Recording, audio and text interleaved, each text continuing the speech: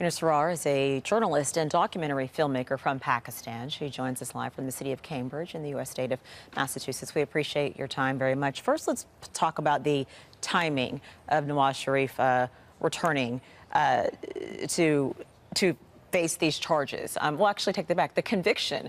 What do you make of the timing? He didn't necessarily have to go back when he did. Do you think he's in any way trying to rally his troops?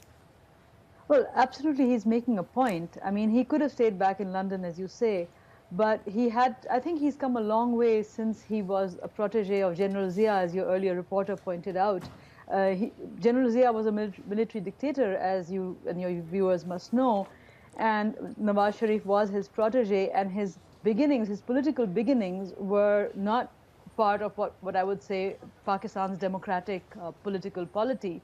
But he has really come a long way since then, and I think part of that was he was schooled by the late Benazir Bhutto in the last elections before she died. He was going to boycott those polls under the then military dictator General Pervez Musharraf, and Benazir Bhutto prevailed upon him not to boycott the elections because her stand was, if you boycott, then what? You have to have that engagement with the political process. And so he understood and he stayed with it. So Nawaz Sharif, I think, owes a great political debt to Benazir Bhutto, who was once his great political rival.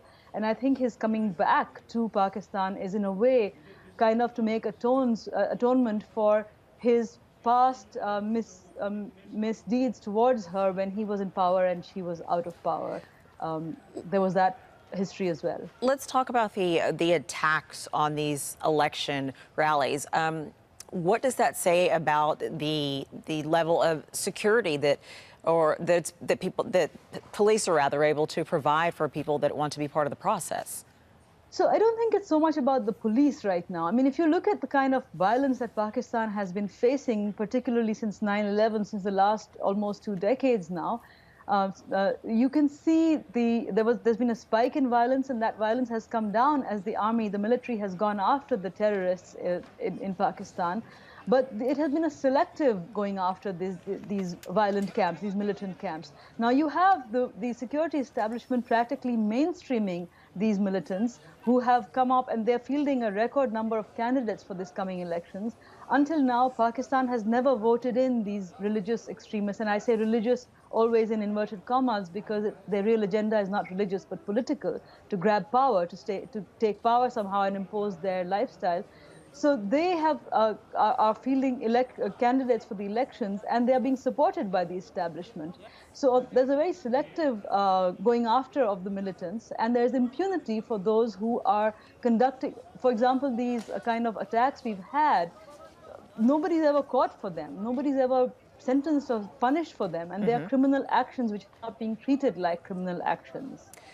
Once the elections happen, how stable will the government, or will the government not be after these elections? What do you think? So these elections, I think a lot of people are calling them selections because it's very clear there is a prime minister-select in waiting right now who has been very impatient to be prime minister for a long time.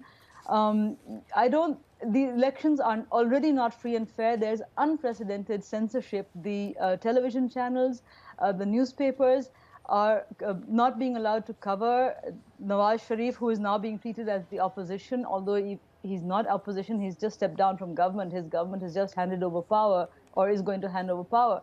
And as you know, Pakistan has never had an uninterrupted democratic political process. The very first time that this process began was when the party elected in 2008 completed its tenure and handed over power to the next elected government in 2013. That was PPP to Nawaz Sharif, and that was the first time ever. This would have been a historic second time that this would have happened, and it will happen, but we don't know the kind of political engineering that is taking place behind the scenes makes it not very free and fair at all. So I don't know, it's really up for grabs, but I do want to say this, that whatever the results of the elections, the people of Pakistan want democracy, and they're going to keep fighting for democracy no matter how much engineering is done behind the scenes. And that's a perfect way to end this interview. Beena Sarwar, thank you very much. Thank you.